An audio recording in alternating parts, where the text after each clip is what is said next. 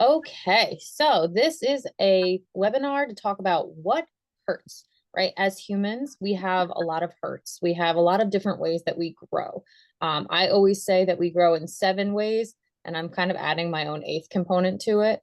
Physically, mentally, emotionally, intellectually, sexually, spiritually, and now I'm adding socially as a component, and financially.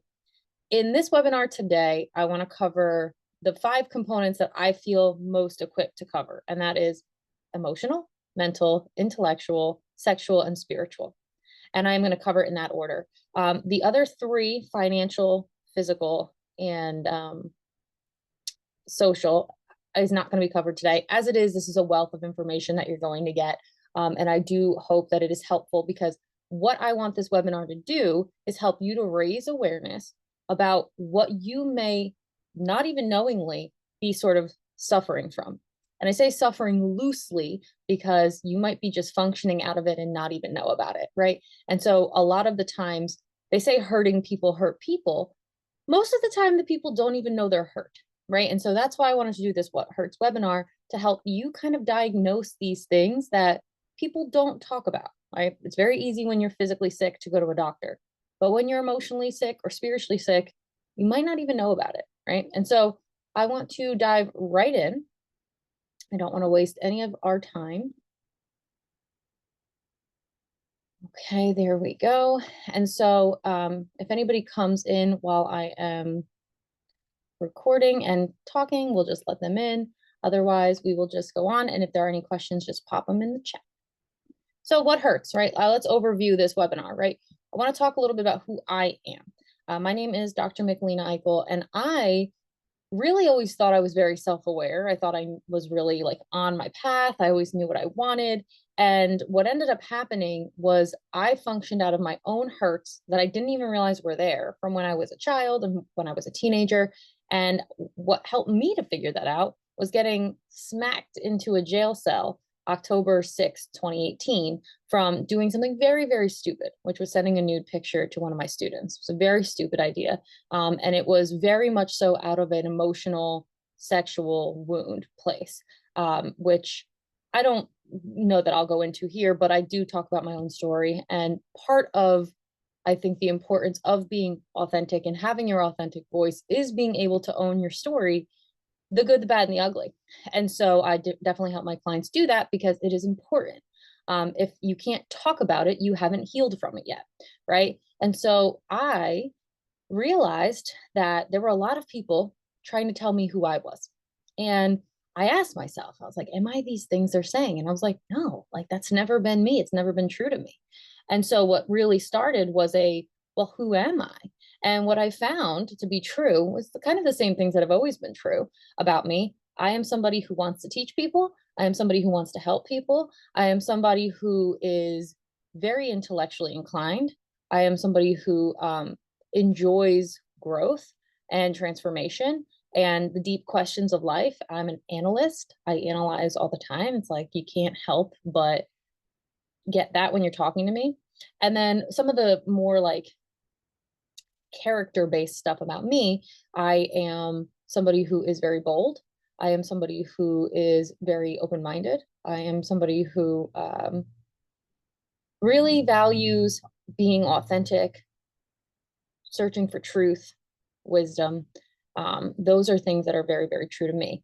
As far as who I am kind of professionally and my academic and experiential background, I do have a lot of degrees. I have a doctorate in leadership. I have written a dissertation on authentic leadership, and this kind of work grows out of that.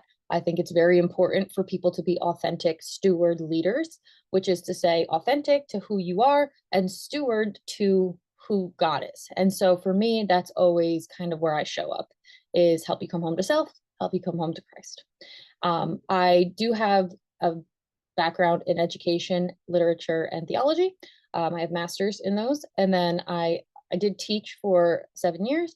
I have been coaching for 5. I have my own company, Seasons and Signs, where I am a self and story analyst. I help you figure out what's you and what's your trauma, right? So that's a little bit of a background on me.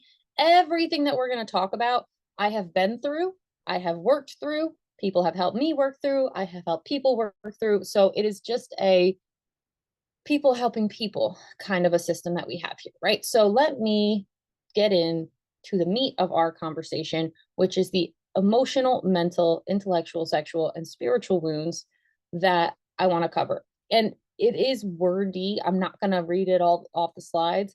If you do want this PowerPoint after you watch the webinar, by all means, let me know. I can send you the material. I'm not stingy with my material. If you work with me one-on-one, you will find that anything I use, I send to you as well.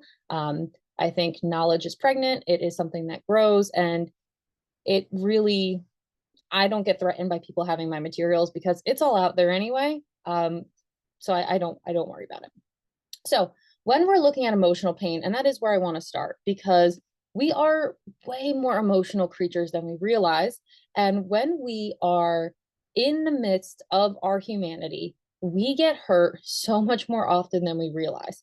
And it comes from emotional pain, comes from things that are too challenging, too upsetting, or too adverse for us to handle or deal with, right? We do not know, we do not have the situational tools to handle the stresses that we come up against in our everyday life. Now, for a 5-year-old and for a 50-year-old, those might look like very different things, right? A 5-year-old might be upset that their friend didn't share their block with them, right? Or their Lego. And a 50-year-old might be upset at the fact that their spouse just died. Two very different things, but developmentally, same kind of premise here. It's too upsetting, it's too adverse to deal with, right? We really see emotions kind of everywhere in our thoughts, our feelings, our body, our tissues store our issues. But a lot of times we get sort of desensitized, we get cut off from, we have a lot of coping strategies for when something's too hard or heavy for us to deal with. Most people move to avoidance in some way, right? And I could do a whole topic, a whole conversation on how we avoid our pain. But one of the ways, of course, is denial. Another one, of course, is repression or suppression, two different things. And so we have these ways in which we try to deal with our issues by not dealing with them, right? And so I'm going to go over some of the things that cause our emotional pain, but it really can vary greatly. Loss is a big one, and we have a lot of loss in our lives, right? Rejection is a biggie as well. Betrayal and fear are all very serious root causes of our emotional pain. And that ends up being because we need to reframe our thoughts about life. I don't know who thought that they were never going to teach people that life doesn't sometimes hurt. There's no reality where life doesn't sometimes hurt. Growing pains, growth can hurt, right? And so one of the big reframes I had to go through is I'd rather feel pain than nothing at all. Because what we do is we tell ourselves, well, I'd rather feel nothing. Well, you're living a half life if you do that. You're trying to be an automaton if you do that. And so what we do is we sort of cauterize our emotional space. And I see this a lot in men, to be quite frank. They wear it like a badge of honor if they don't cry. And it's like, that's one of the most natural emotional expressions we can do. And so, and I myself, being a little bit masculine, I also thought it was like a really badge of honor to show my strength in not crying. And I realized what I was doing is hindering one of the body's natural processes. We come out the womb able to cry, able to laugh, able to eat, and able to go to the bathroom. Those are like the four most natural processes that we have as humans. And when we cut ourselves off to 25% of that because we feel like we're not supposed to express ourselves in that way, what we're doing is we are avoiding our emotional pain, right? So let's talk about some of the things about emotional pain. It is something we do not like to experience. Emotional pain is probably one of the more uncomfortable pains people do not like to experience. I'm going to assume if I titled this webinar something different, more people would have shown up because they don't like to admit that they are hurting. In fact, on the emotional scale, which I'm not going to bring up today, but I could have a whole webinar on that.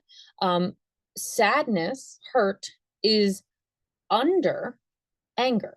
And anger is a secondary emotion that a lot of people employ because they don't want to be hurt. They don't want to acknowledge that they are hurt. Well, if you don't acknowledge what's hurting, you're not going to be able to start healing. That's like going to the doctor and saying, I'm fine when you have, chest pains. Why would you do that? Well, that's what we do with our emotional pain, right? So it's just a signal that something needs to be healed. And so whatever hurts is the thing you need to look at. And so often in our emotional pain, we can't look at it. We don't have the tools. We're not equipped to look at it on our own. So like I always say, one of the big things I help my clients with is sitting in the pit with them, right? Sitting in the pit that is whatever experience they're going through, because I know how to get out of that pit. I'm not going to drown in it. I've been there, or I've been in some kind of a deep pain that's similar to what they're experiencing. So common causes of emotional pain. And like I said, I'm not going to read everything on here, but you can, or you can take notes on the important stuff. Loss is always a big one. Loss is going to come up in almost every single category of pain: emotional, spiritual, sexual, right? We are not good at losing as humans for whatever reason. If we need to reframe hurt, we also need to reframe loss, right? Life is a series of losing and gaining. You lose one experience to gain another experience. You lose your innocence to learn about something new, right? Loss is one of the most natural things that we have in life, and we don't know how to deal with it. We're not equipped, right? And so one of the big things I'm always working on with people is how to deal with loss. Because if you don't know how to deal with loss, you're doing yourself a huge disservice, because it's going to come up time and time again. And so when you lose somebody, that grief that comes with that, we don't know what to do with the loss or the grief. We don't know what to do with the sense of emptiness that comes from loss. Loss is like as a common cause that stems out a lot of symptoms, right? So a lot of people, they're feeling empty because they're feeling a loss and they don't even realize it. To that point, rejection and abandonment go hand in hand with loss. Because what ends up happening when we lose something, we often either feel rejected or abandoned, right? And so, like when I was a kid, my dad left the family. I was 3 years old. And tiny 3-year-old Michelina did not know how to deal with that. Unfortunately, adult Michelina didn't even know it was an issue, because what happens from ages 0 to 7 gets stored in our subconscious. So I didn't know. I had to do a lot of extensive unconscious, subconscious work to figure it out. What I didn't know is I was functioning out of this really deep abandonment wound from my father leaving, right? Talk about daddy issues. And so he was a very important figure in my life from 0 to 3. And then he left, and my whole family dynamic changed. We moved states, all these things happened. And I didn't even realize as a 15, 20, 25, 30-year-old girl how deeply that had infiltrated the way I showed up in my life. And so I had a lot of insecurity that I didn't know about. I had a lot of emotional distrust, and I had what I call a pretty big void, right? A sense of emptiness from not having that father figure in my life. I didn't realize it, right? Rejection wound is the other way that sometimes we deal with loss. Like if we get told no, or if somebody doesn't accept us. Bullying is a big one here, right? Because you feel rejected from the masses. I have also dealt with that in big ways. And so when I say I have had every single one of these, I'm not kidding you. You know what I mean? And so when we feel rejected, lost, and abandoned, what a lot of times will happen is these really heavy feelings of loneliness, unworthiness, shame, insecurity, afraid to let anybody in because they're just going to leave, right? And so and those are top biggie ones. There's a lot though. I'm going to go over a lot of it, but those are big, because I think everybody has gone through that. And it doesn't have to be the loss of somebody through, you know, a breakup. It can be a loss of somebody due to death. It can be loss is something that we don't know how to deal with. And a lot of times that betrayal wound comes out because we feel like, how could you leave me? You feel betrayed because, again, we don't know how to deal with the natural processes of people go. Sometimes you outgrow people. Not everybody's meant to stay. And instead of embracing that beautiful part in your life and looking at it sort of appreciatively and with gratitude, which is a mindset shift that a lot of people have to make, not just in this, but in a lot of places, I had to as well. We focus on the fact that they're gone. We don't want to focus on the fact that we had them and we loved having them. We focus on the fact that we don't have them anymore. And now we're bereft, right? Now we're without. Now we're betrayed. And so we can get very, very hurt, very, very angry, because what happens, of course, when we're hurt, a lot of times we like to latch onto anger because it's more salient, right? It's more poignant. And of course, a loss of trust. When we have those top four deep, big ones, right? When we have those, and I'm going to admit Robert into the room because he just came in. So we might have like a little lag here while he is coming in and connecting and then muting himself.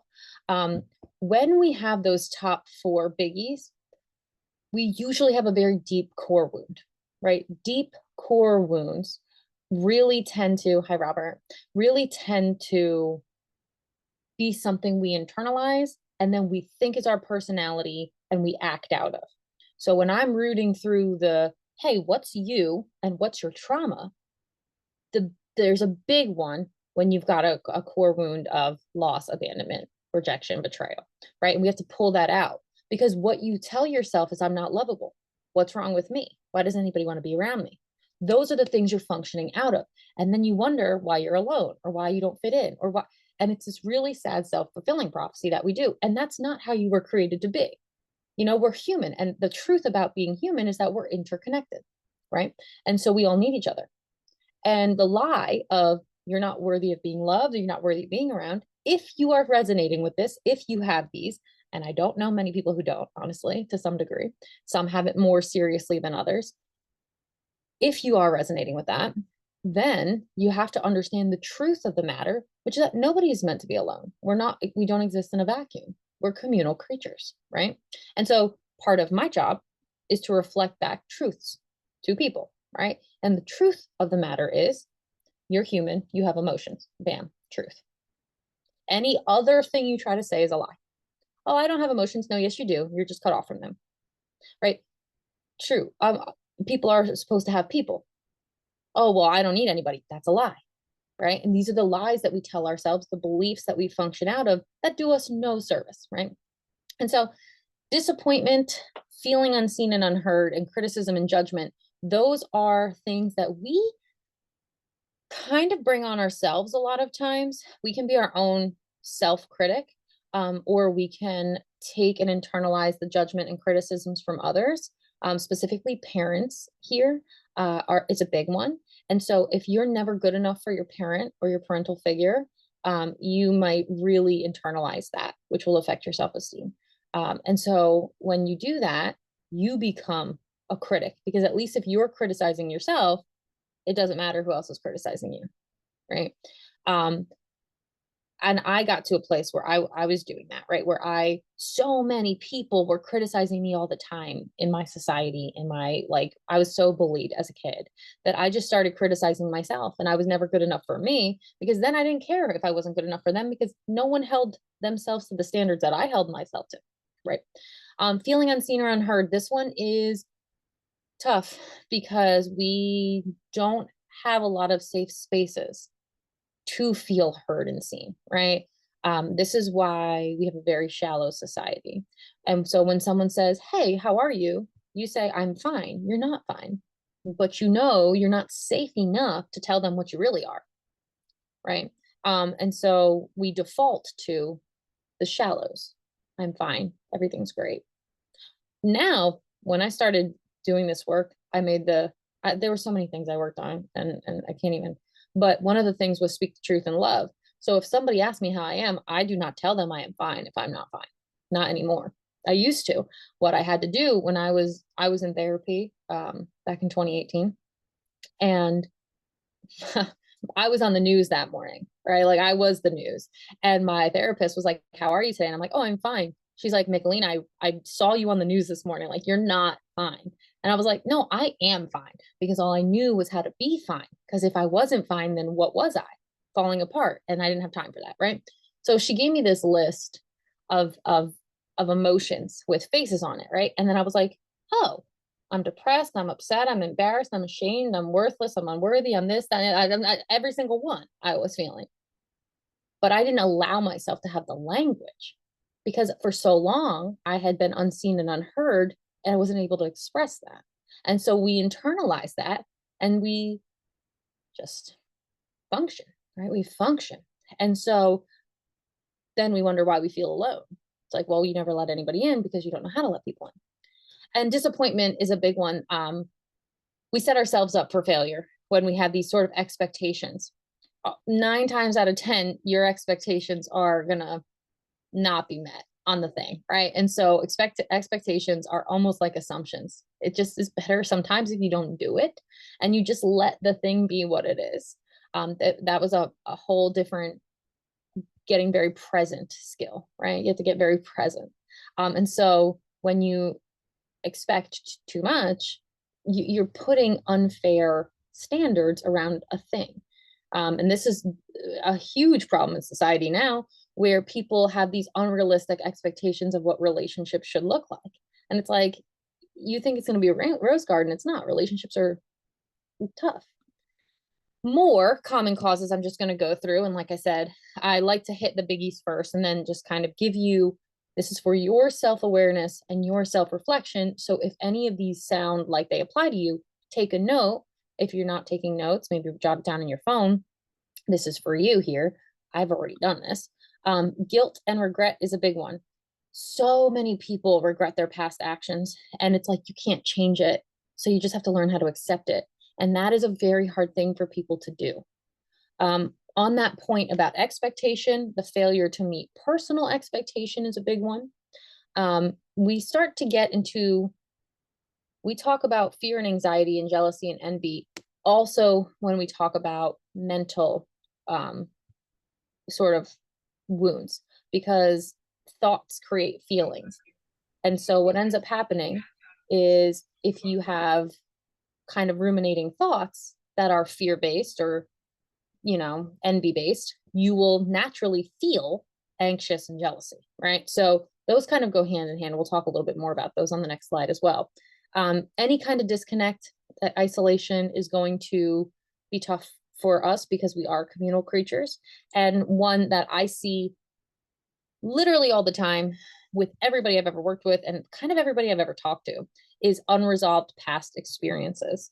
So many people have unresolved events from their past that they do not realize they are functioning out of, right? This is what I'm always trying to help people work through, because we don't realize the hard things that we went through when we were younger, and we just kind of write it off as like, yeah, of course I had to deal with that. And it's like, yeah, but you didn't know how to deal with it then. So we need to go back and examine it. Yes, it happened, but how did it affect you? And if you say it didn't affect you, again, you are in some level of denial because our hard things affect all of us from 0 to 7 and 7 to 14 specifically. So why or how is mental pain and emotional pain different, right? They're similar, but they're related. Obviously, your mind and your emotional connection are very much interconnected, but there are specific things. Your emotional pain is tied to your feelings and your responses, whereas your mental pain is tied to your thought patterns and your thought life, your mindfulness life, or sometimes for some of us, their lack thereof. That mental pain is harder to shut down than the emotional pain for most people. We can kind of cut off the feelings, but we have a hard time getting rid of the thoughts.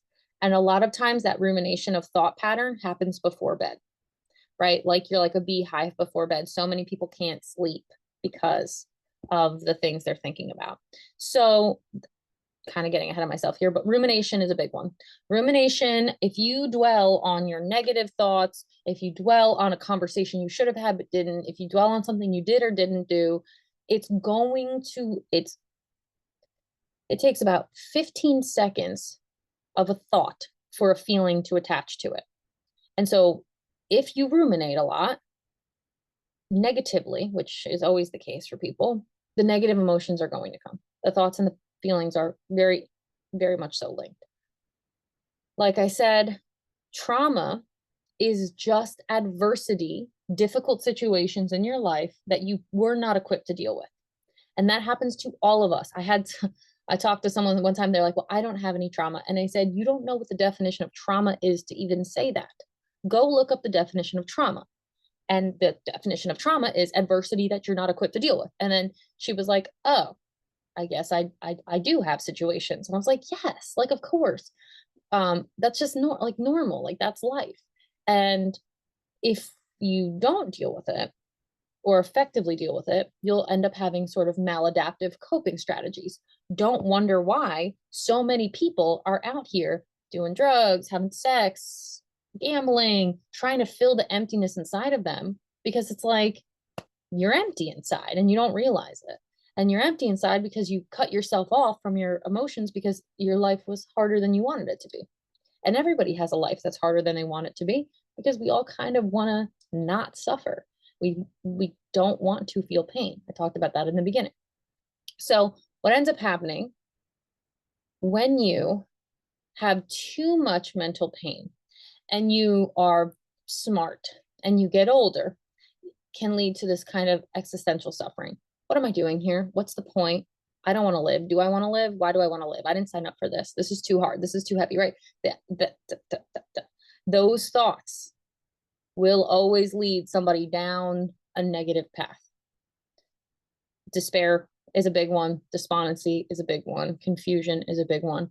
And so what people do a lot of times is try to look to things like perhaps religion as a sort of scapegoat. They're not authentically coming to Christ. They're fear-based coming to Christ, right? They're not coming to a religious belief or a spiritual belief out of a genuine love for the practice or the, whatever. They're coming to it because they're scared and they are hopeless and they need help. And it's like, fine, come to it however you want to, but call it what it is. For me, I'm always like, call it what it is. Check the intention. And so a lot of times people who are existentially suffering are just desperately grasping. And I think there's so much of this in this time period where everybody's desperately looking for some kind of a savior, a release, and they do it in all the wrong places. They do it in the wrong people. They do it in the wrong things. And then cognitive dissonance is one where the person will believe one thing and act out in a different way, right? So we say this a lot. I've done it myself. I had cognitive dissonance, right? My values were X and my actions, because I was hurt, were Y, and it did not come together. And so that example that the thing is wrong, but you keep doing it, is that cognitive dissonance that will cause you mental pain. If you've ever seen, speaking of like existential things, BoJack Horseman is like a really good example of this. It's a really kind of messed up show, but what he does is he's constantly self-sabotaging, and he's aware of it, and he can't stop himself, and he feels this terrible guilt over it. And so it leads to a lot of cognitive dissonance. Causes of mental pain, don't be shocked: loss, trauma, loneliness, betrayal. That is always going to come up. Those are like the top things we don't know how to deal with as humans. If you can, and like I said, I'm always doing this with people, if you can learn how to lose things, if you can learn how to be okay with loss. And again, this is why religion is very helpful to most people, because it's like, oh, they're not really lost. They're just gone for now. I'll see them when I die, right? But if you can get good at losing things, things will hurt a lot less. And this is why a lot of times we have to reframe loss. We have to reframe suffering, because it's like you're going to lose things in this life, and you have to lose things to grow sometimes. And so things that cause us mental pain, there's a great many of them. One of them that I didn't talk about yet that I want to talk about on the slide is uncertainty and fear of the future. I think there's so many people who struggle from anxiety because of this thought pattern of what's going to happen, what's going to happen, what's going to happen, what am I going to do, how am I going to do this, how am I going to make these ends meet? And it's just such a dangerous way of thinking, because you're trying to figure out something you have no idea about, right? And so they say, and I tend to agree, anxiety is future projection and depression is past projection, right? People who are depressed are often looking back, looking back, looking back, wishing that they had what they had. People who are anxious are looking forward, looking forward, looking forward, trying to figure out, what am I going to do? And so mental pain, a big one, is that fear that comes from not knowing what's coming next. And so when we see anxious thought, it's usually because people are projecting in the future in some kind of a way. Another big one for mental pain comes with low self-esteem. This one is one I'm constantly counteracting in the work that I do, which is just helping people see themselves more clearly, right? See themselves how God sees them, created them as a miracle. When babies are born, everybody's like, wow, what a miracle. And then when people turn 40 and 50, it's like, oh man, it's just another person. You're still the miracle you were when you were born. I don't know why we forget this, right? So people, the low self-esteem that comes with thinking, I'm not good enough, I'm not smart enough, I'm not thin enough, I'm not this enough, I'm not that enough, I'm not enough, I'm not enough, I'm not enough, all the time, forms this feedback, this negative feedback loop of being very self-critical, of feeling like you're unworthy. And of course, to some degree, yeah, of course, we're all unworthy. But on another really interesting point, we're all very worthy, right? I say this all the time, Christ died to save you.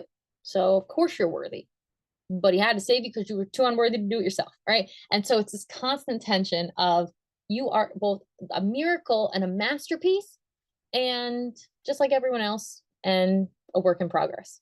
And and that is a clear, although a little paradoxical, view of the self. Like, we want to see ourselves clearly. You're no better or worse than anybody else. But also, what are your unique gifts that you have that other people really don't? And so the self is one that obviously I'm always trying to help people with, but most people don't want to look at. And why distractions are so prevalent is because everybody wants to look everywhere else, right? So mental pain and emotional pain really go hand in hand, very much so. And I think everybody struggles in their thought life and in their feeling life. I've never met anybody who has not before they start working on it. This one is tricky because most people don't even know it exists, and that is intellectual pain.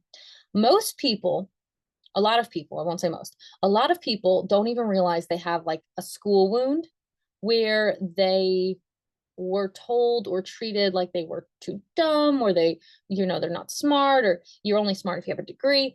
I tell people all the time, like, if they're like, wow, you have a doctor, I'm like, yeah, I'm not any smarter or better than you. Okay. I also have a felony. Like, and I like to just keep it on the line like that, because having a doctor doesn't make you smart. It makes you good at doing work in one area. That's it.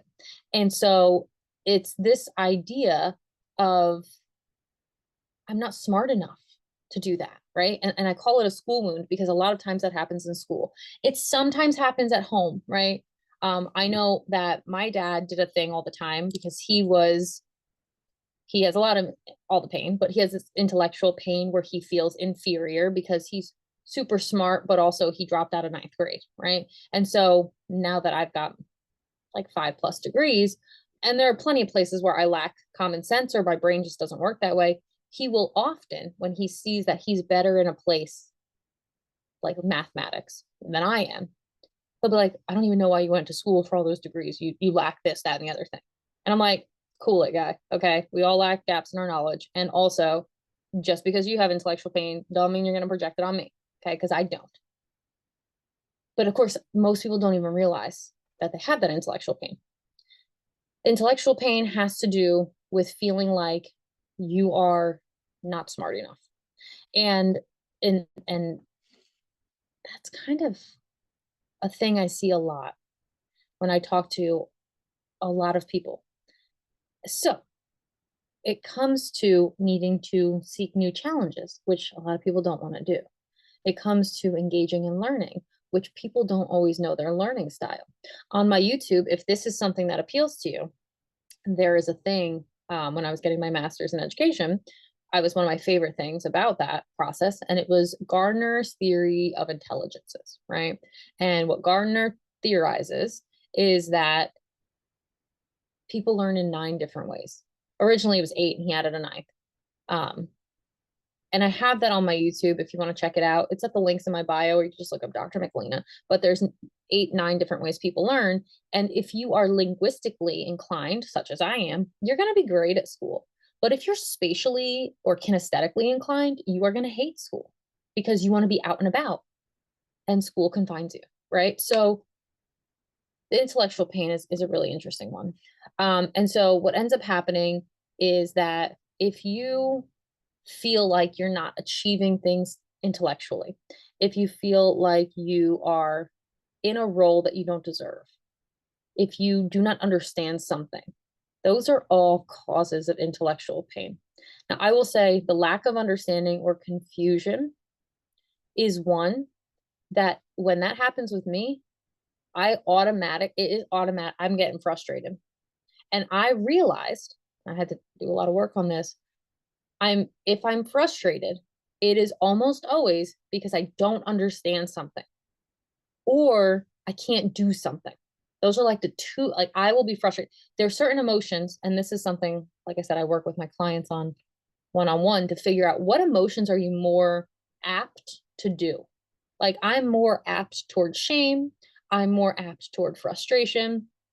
I don't really have a lot of guilt. I don't really have a lot of anger.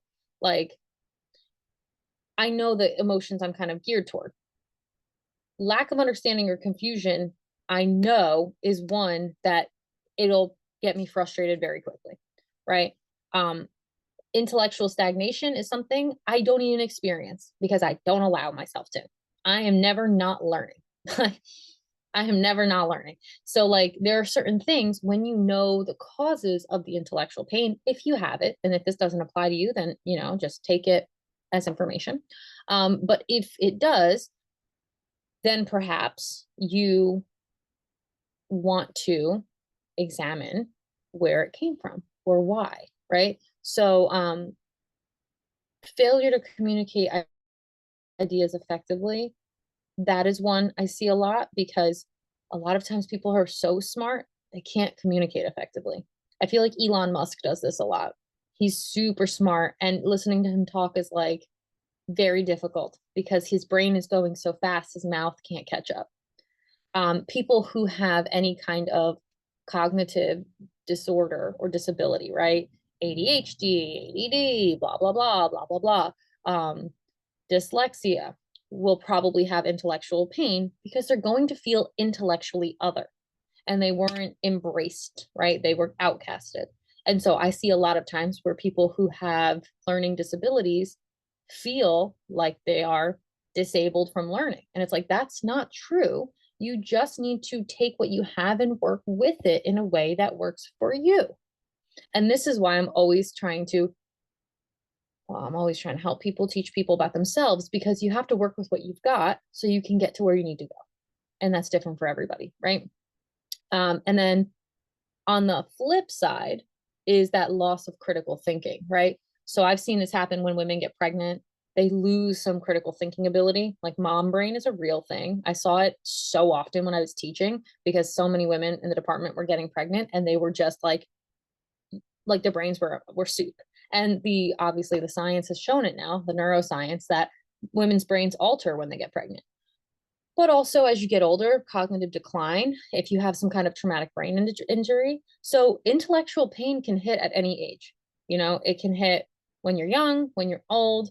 That's true of all of these, to be quite frank. So this one I find is one of my favorites to talk about because so many people are unaware it's even a thing.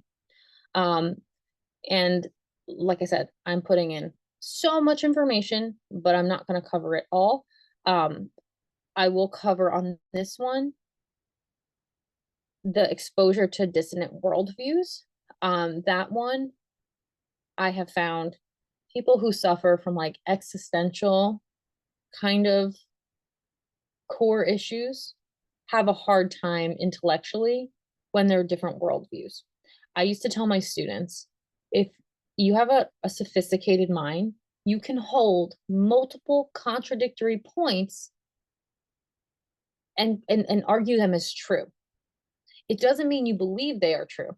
It just means that you have the intellectual capacity to argue the perspective, right? And so that is a thing that if that's not framed correctly for a lot of people, they really struggle to understand how two opposing sides in a war can both try to fight for what they believe in because they both think they're right, even though they're both vastly different. You probably just saw this if you are in the United States with the election, right? You have 50% of the country that believes X thing and 50% that believes Y thing, and everybody vehemently believes they are correct, right? And it's like intellectual wounding might come from that because it's like, how are these people believing this? How are these people believing that? Right. And so that does happen where dissonant worldviews cause people to, especially if they're like younger, to be like, how? This doesn't make any sense. But then again, it goes back to on the other slide, make it make sense, right? People like when things make sense. So like I said, I'm not going to go through all of these. If you do want this resource, just shoot me an email and let me know and I can send it to you. Sexual pain is another one that I like to talk about because what people think sexual pain is are these top three. Okay. If they're thinking about sexual pain at all. And this one, not unlike most of these, most people have. I will say I had a whole bunch of sexual pain, and it's not a surprise that I got a sexual felony from that. But when I am just honest and open about my own story, I cannot tell you how many people open up to me about their sexual pain stories, right? And so most people, and definitely most women, unfortunately, have a sexual abuse or assault story. Almost every woman I've ever met has one of those, myself included, right? And so that is what people kind of go to right away, sexual trauma. Or a lot of times with men, sexual dysfunction, right? Like men get very shamed if they can't get erect during sex, right? For whatever reason. And so women can get ashamed if they can't get wet enough, right? Or if their nipples do or don't get stimulated. Like there's so many ways we can get sexually shamed. And so what ends up happening a lot of times is these top three, which, like I said, almost everybody has experienced, kind of, if people are thinking about sexual pain at all, they're kind of thinking about it in these terms. But as I'm about to show you, there are so many other things that also equate to this sexual pain and shame a lot of times. Body image issues is a big one that doesn't get nearly enough attention. And we see it now, it's like an epidemic. If you don't like your body, if it feels like it is not up to standard, both as a man and as a woman, you're trying, well, a lot of people are trying to change it in a way that they're injecting this, or they're taking away that, or they're modifying this, or they're doing that, right? Like, I can't tell you how many women before the age of like 15 are dyeing their hair. And it's like, just just just love the hair that God gave you. It's like, well, no, I can't do that, right? Because it's wrong in the eyes of society. No, it's not, right? People who are shamed about their culture, their skin color, right? Their dress or or not dress, right? These things come into sexual shame. we live in a very sexualized society. We live in the weirdest society that on one hand really glamorizes, idealizes, and sells sex, and on the very real other hand, like disgraces it and is like always putting out sexual scandals. It's like you can't win.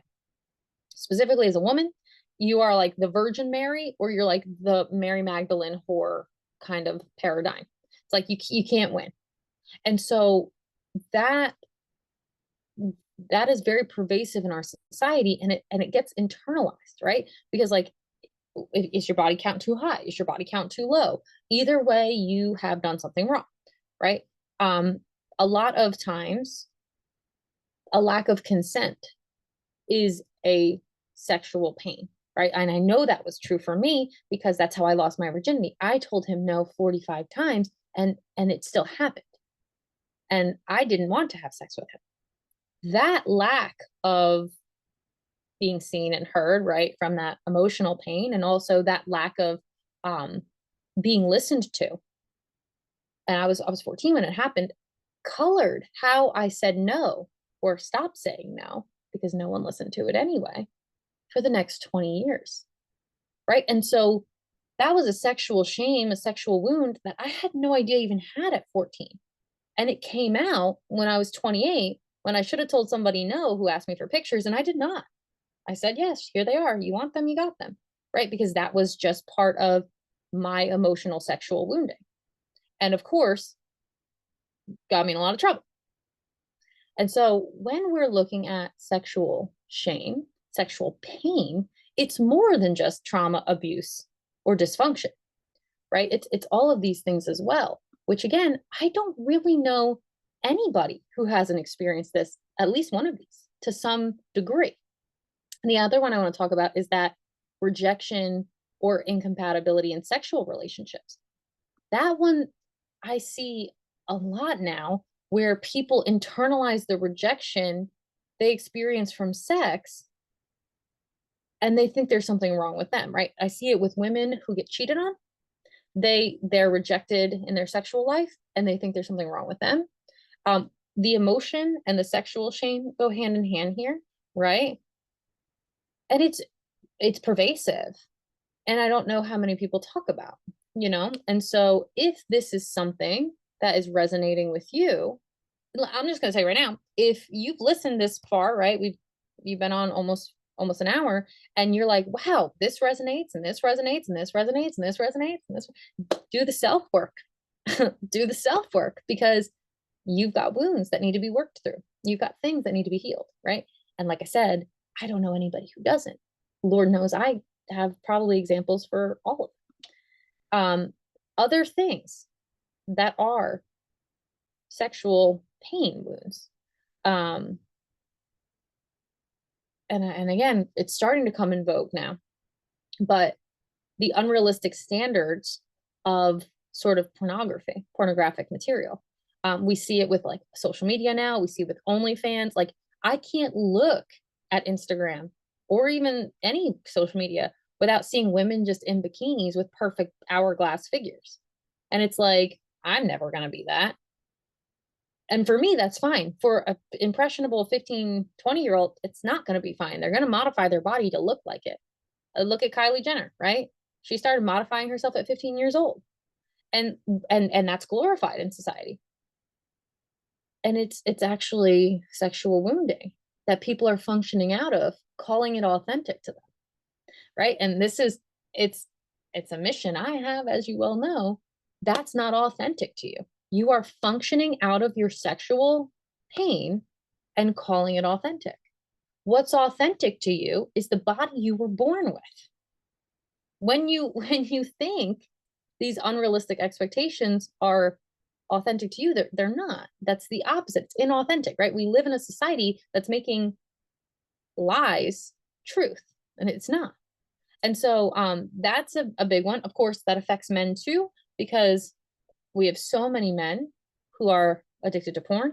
We have so many men who would rather watch other people having sex on a screen and touch themselves than have sex with their wives. We have so many disconnected. All of these things disconnect us, take us out of the present, take us away from ourselves. take us away from what it was supposed to be, the natural, authentic thing it was meant to be, right? And they take the lie and put it in the truth. And that's what the wound does, right? On a sort of more spiritual, religious level, that's what Satan does. He takes the lie and he makes it the truth. He makes it seem like it's better than the way it was supposed to be. It's not, never is. And another one that happens a lot, infertility or reproductive issues, is a sexual pain that I see so many families, men, women dealing with. And it really got highlighted, I would say, with the election, with the whole abortion as a thing on the ticket, right? And I think that was very, very insensitive to people who have reproductive issues, right? It's like you're sitting here lobbying to murder your baby and your right to do so, where there are people who would be desperate for that baby because they can't have one, right? And so that exacerbates sexual wounds. And I saw that in people, when that was happening, they're like, you're sitting here doing this, and I wish you would give me that baby, right? So these are all very serious sexual wounds, because for whatever reason, I find sexual wounds cement differently. They hit different. They hit deeper. Especially something like a sexual assault in childhood or adolescence. I don't know anybody who was molested between the ages of 0 and 14 who was not severely, severely dysregulated because of it. Emotionally, sexually, mentally, like it just is pervasive. And so those sort of sexual wounds that come from 0 to 14, especially that are unwanted, become really, really, really problematic. And so actually, let me, before we're coming up on the hour. I have like 2 or 3 more slides to get through that I allotted about an hour for our presentation. So I am right around there. So I'm hopeful that's okay with you guys. I'm going to keep on going. And if you do need to pop off, or it's too long, or it's too emotionally heavy, or it's too much information right now, you can always pop off and just email me for the replay.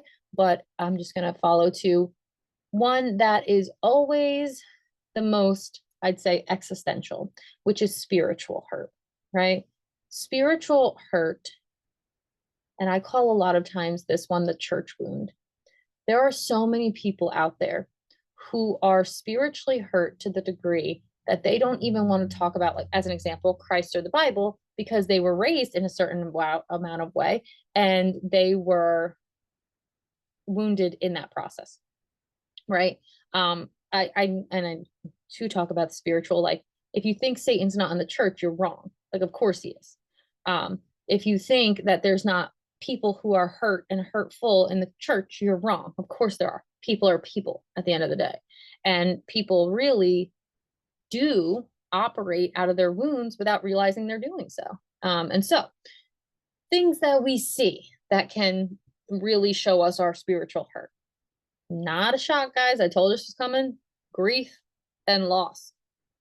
We do not know how to deal with loss. And so a lot of times people will lose something and then they'll blame God. It's like, loss is a part of life. I'm sorry it happened, but also loss is a part of life. And so, like I say, all the time, loss needs to be reframed all of the time. The disconnect from purpose is one that I find really, really impacts how people approach their spiritual life. If they believed they had X purpose and it got taken from them, or something happened where, again, the loss happened, they start to feel directionless, and they almost always get mad at whatever higher power they believed in before. And again, a lot of times rejection is just protection, but people don't always want to look at it that way. A church wound that happens a lot is a rejection or an isolation from spiritual communities. I cannot tell you how many times I have talked to people who were thrown out or ostracized from their spiritual community.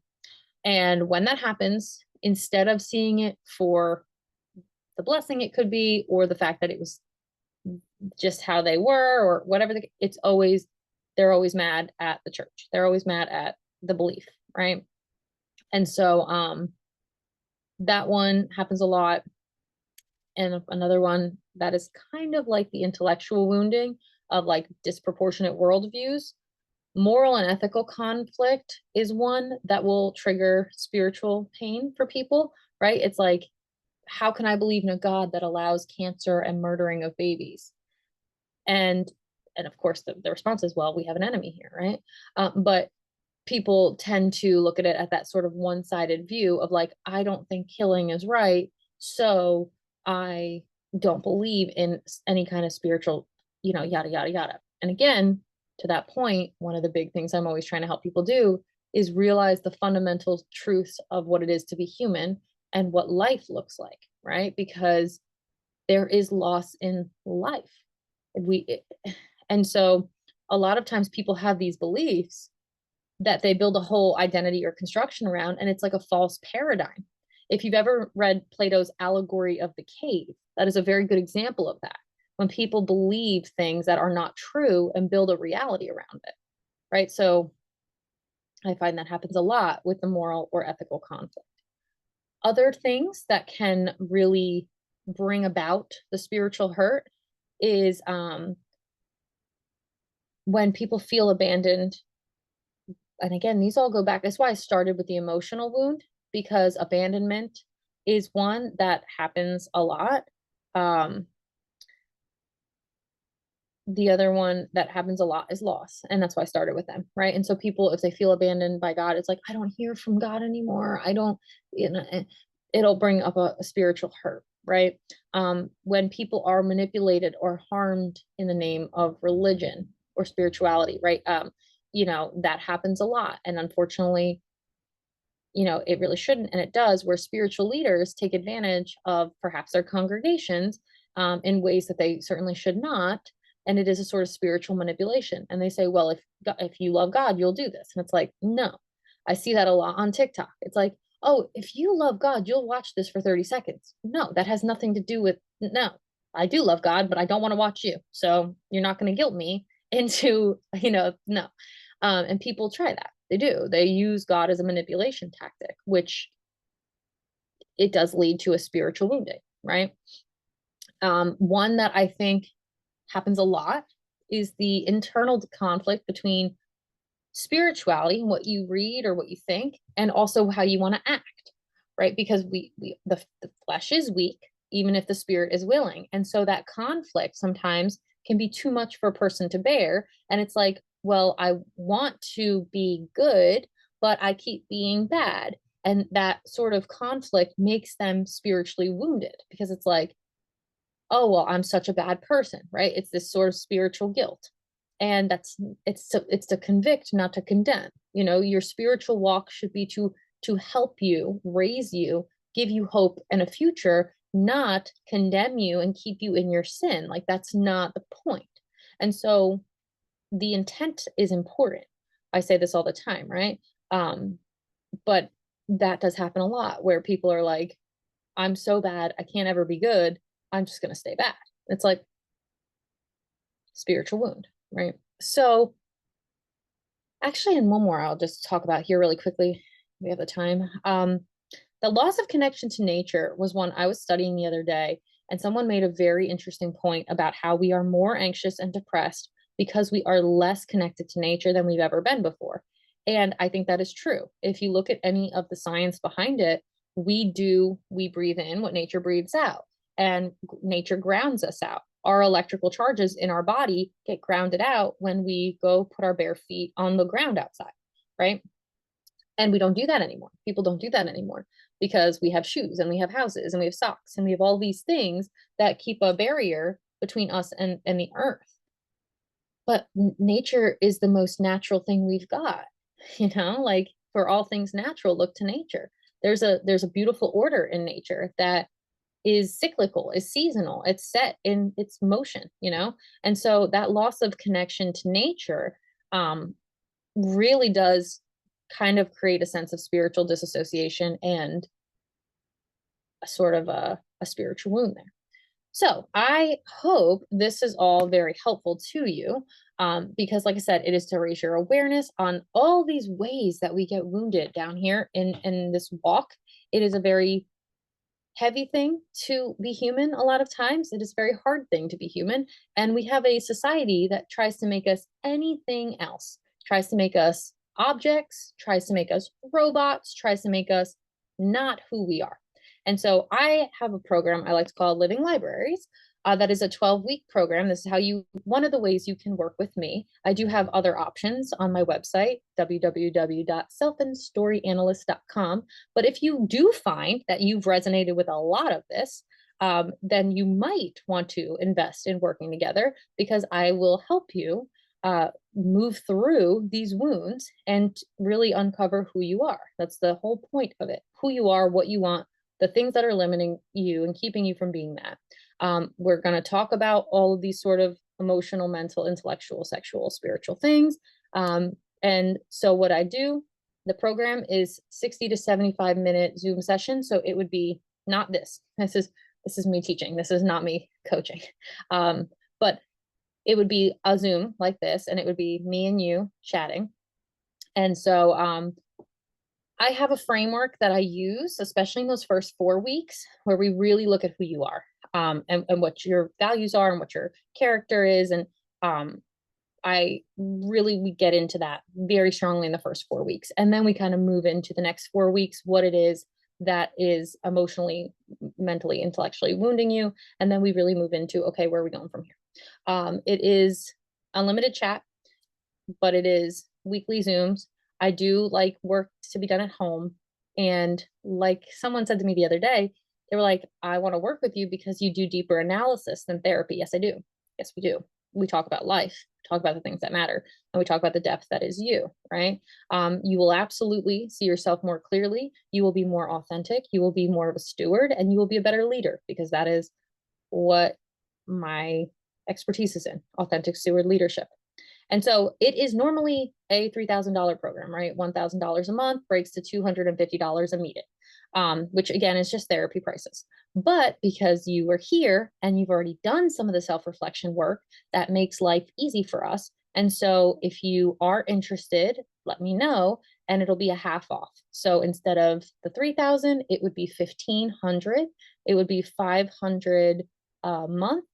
And then that breaks to, guys, math, I don't know, 100 something maybe, a session. So 250, probably 125 a session. And I see a hand raised, so let me just make this point, and then I'll answer the question. But if you do a paid upfront in full, I also take a discount off of that. Did I just answer your question, Tony? So when someone does a pay in full upfront, I always give them money off. So usually it's, if I do 3K, it's 2,700. So at 1,500, it'd probably be about 1,200. So all that to say, I also have a money back guarantee, because I am very confident in the work that I do with my clients and the outcomes that they're going to get. I have a no risk guarantee, where if you and I work together for 4 months, even if you pay up front, we work together for those, not 4 months, I'm sorry, 4 weeks. What I will do, we work together for 4 weeks. If you are not seeing substantial understanding and analysis of self and growth, and you're not really feeling good about it, I will refund you your money, and we don't have to work together anymore. And it's just no worries at all. It just didn't work out. But like I said, I've never had to do that, because more often than not, by the first session, people are like making radical like discoveries about themselves. So all that to say, that chance is out there. Living Libraries. If you are interested in that, let me know. There are other options to work together as well that are like one-off calls, or one-off Zooms. But I think that if you really are serious about personal transformation, this 12-week program is going to be life-changing. It's been life-changing for everybody I've worked with. And I actually do have extension options, if that feels right, that we would explore week 11 or 12. So all that to say, that's kind of the the webinar, and I hopefully didn't go too much over time. I'm going to stop recording, and then I can just talk to the people who are here, and that is what we're gonna do. So let me figure out how to do all the things I need to do here, guys. Oh, what about married couple pricing? I do not do couples counseling. I do not do couples therapy. I do not do I will not do it. I will do one person at a time because it is for self and story, and every person is their own universe. And so what I find happens in people who want to do, and you're not the first to ask me to do married couple counseling. I would have to see the people both individually, and I can talk to the people about that. The other thing that happens a lot is a husband wants him and his wife, or a wife wants her and her husband to do it, and I need both people on board. And so that is something that can be discussed, but it would not be me, you, and your spouse. That's not the model. That's not helpful. What I would do is I meet with you and I meet with your spouse. So that's a very good question. All right, let me stop recording.